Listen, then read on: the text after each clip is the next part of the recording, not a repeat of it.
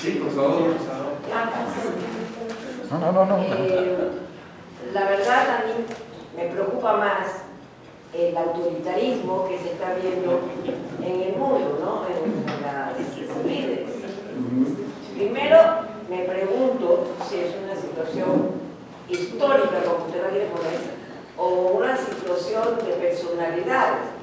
O sea, el mundo se volvió un mundo necesitado de autoridad para que lo maneje y a dónde llevaría eso. Y la segunda parte es esta autoridad hasta dónde va a terminar, porque finalmente toca la autoridad con la ¿cómo se llama?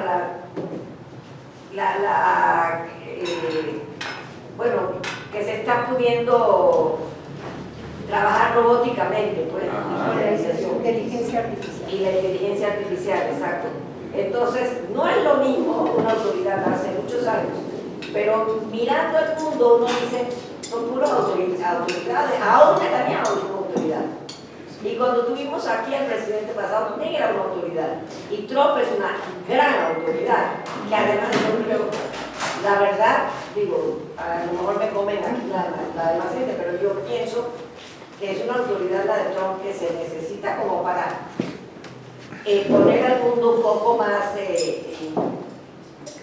parado en dos piernas y no como divagando en un mar de confusión. Bien.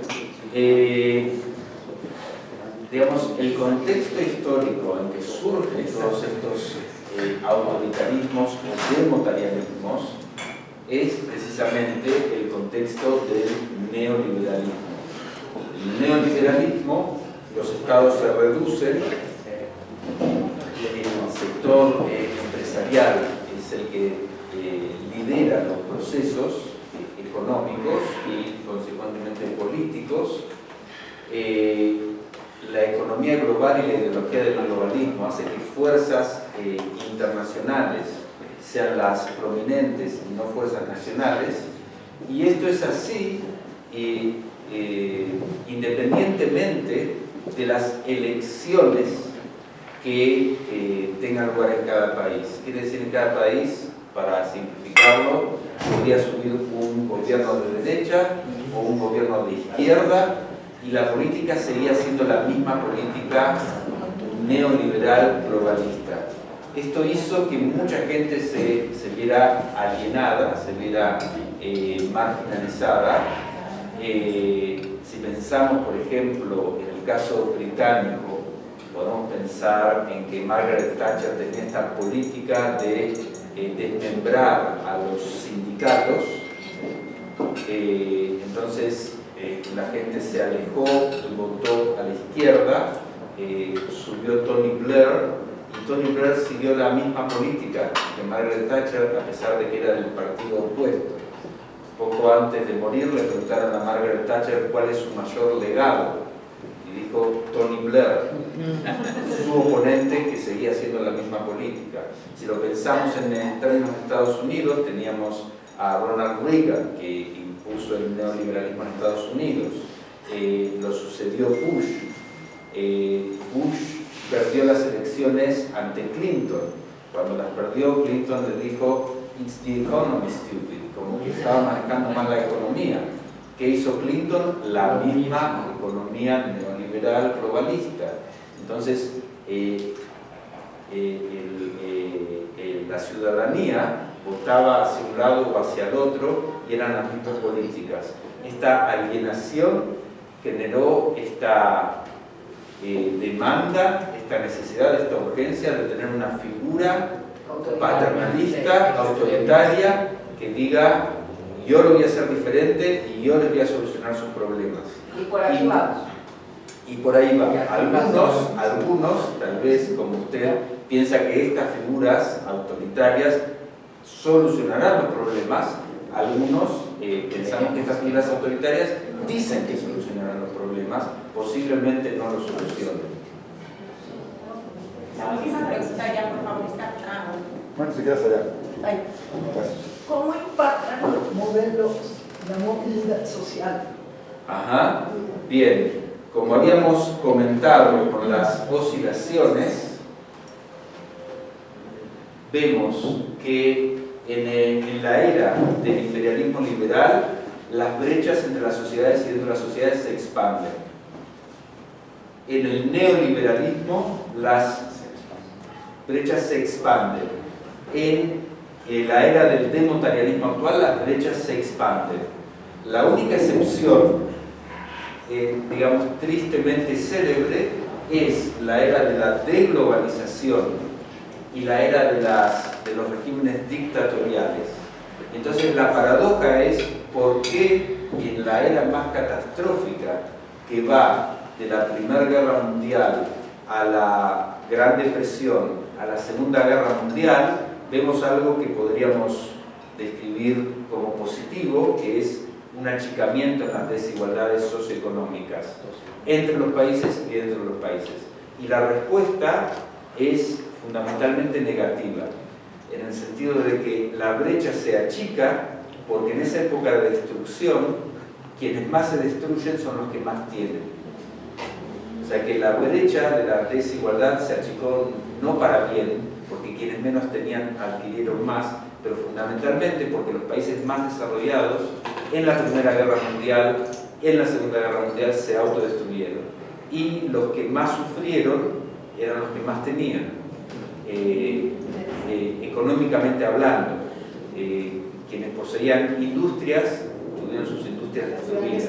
Quienes no tenían propiedades, siguieron teniendo propiedades. La única nota positiva, favorable en este achicamiento de las brechas socioeconómicas tiene que ver con el establecimiento de los estados de bienestar con posterioridad a la Segunda Guerra Mundial y la redistribución de riqueza que consigue por una vía positiva favorable reducir la brecha socioeconómica dentro de los países.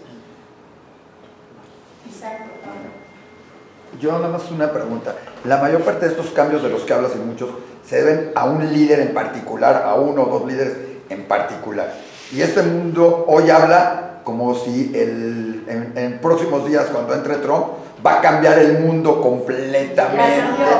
¿Sí? O sea, todo el mundo habla que se va a solucionar esto, por ahí lo mencionó, Trump es el que se necesita, otros dicen va a destruir el mundo. O sea, tu perspectiva histórica y como dijiste, el presente es hoy, ¿cómo se ve ese cambio que es, digamos, el más significativo, además con un populismo impresionante atrás de él y de muchos líderes? Ajá, sí. Bueno, la pregunta que tú me haces es la pregunta clásica en historiografía del rol de la personalidad en la historia.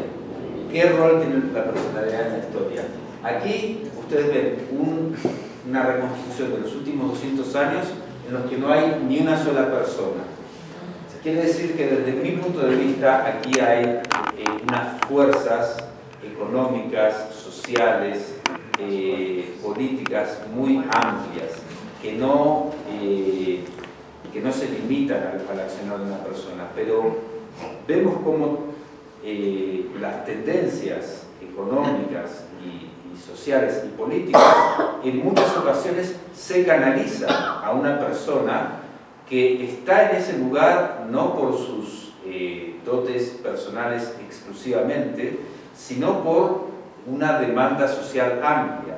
Y a esto me refería hace un momento, cuando decía, Trump consiguió generar un movimiento basado en una región de los Estados Unidos, que la llamamos el cordón del óxido, The Rust Belt.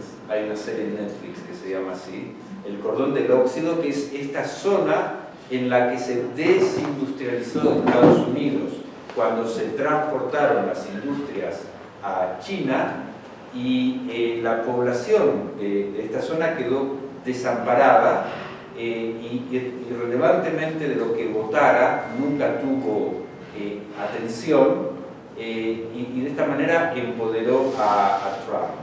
Quiere decir que Trump es un reflejo de un proceso socioeconómico de escala global, y naturalmente que al estar él en el poder sí tiene mucho poder y mucha capacidad de decisión, pero tampoco está desprendido de lo que él llama el deep state, el estado profundo. O sea, hay mecanismos gubernamentales, institucionales, que van más allá de él, y hay realidades internacionales, económicas y políticas que él no puede moderar. Entonces, aquí lo que tenemos es una interacción permanente entre el rol del líder y las fuerzas socioeconómicas y políticas que son el contexto en el que ese líder nace y opera.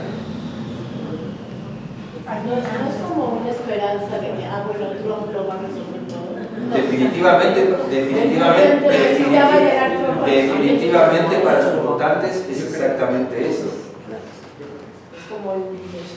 Ajá, exactamente. ¿De dónde viene el término democratismo? ¿Quién lo crea? ¿Cuándo él lo crea? El concepto es mío. Sí, el término es mío y se lo puede, digamos, en la literatura académica se refiere a este periodo como el periodo de los populismos o los neopopulismos o los neofascismos. A mí me parece que ninguno de esos conceptos le hace justicia a lo que está sucediendo, y a mí me parece que se lo conoce también como democracia liberal, es otro de los conceptos, ese me parece que es más atinado, pero a mí me parece que esta situación híbrida entre un régimen que tiene características democráticas, el autoritarismo democrático. ¿Cómo? Autoritarismo democrático. Sí, autoritarismo democrático también es otra manera de decirlo, pero hay una cáscara democrática que se mantiene, pero hay una esencia autoritaria que predomina. Un autoritarismo con ficción democrática liberal. Con ficción democrática sí, liberal ya no está. Exacto. Muchísimas gracias. Por favor.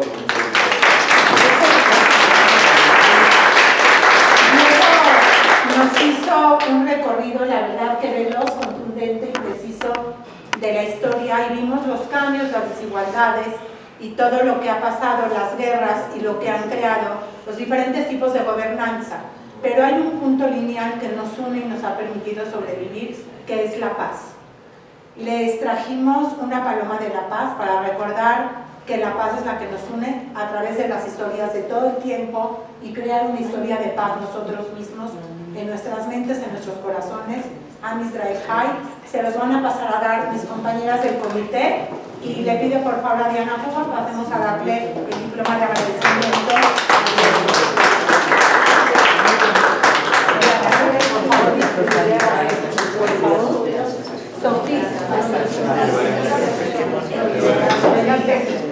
Ay, a mí no pasa. ¡Me dieron dos! Acá y acá. ¡Qué beso! Esther ya. Esther ya tiene. Gracias. Aquí falta ella. Falta. Gracias. ¿Quién falta? ¿Tiene las palomas? ¿Una paloma de la paz?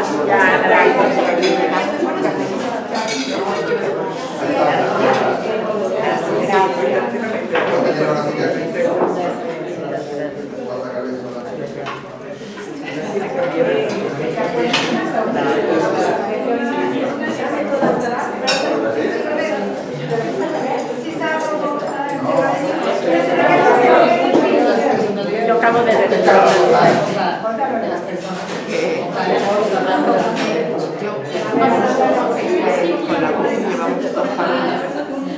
qué padre.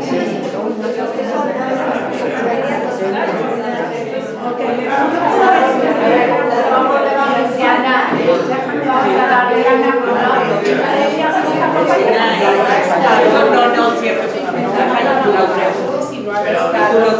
Hay de todo. Todas mis cosas.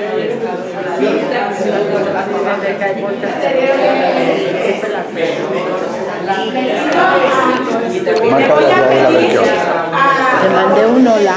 Le voy a pedir a Diana Cuba como miembro del comité, Soli. a Jacqueline Cefami como presidenta de la organización WISO, agradecerle a Diego una plática tan interesante, su tiempo, y el haber tenido la oportunidad y la bendición de que esté en México y pudiera estar en casa. También miembro del consultivo, eres vicepresidenta, por favor.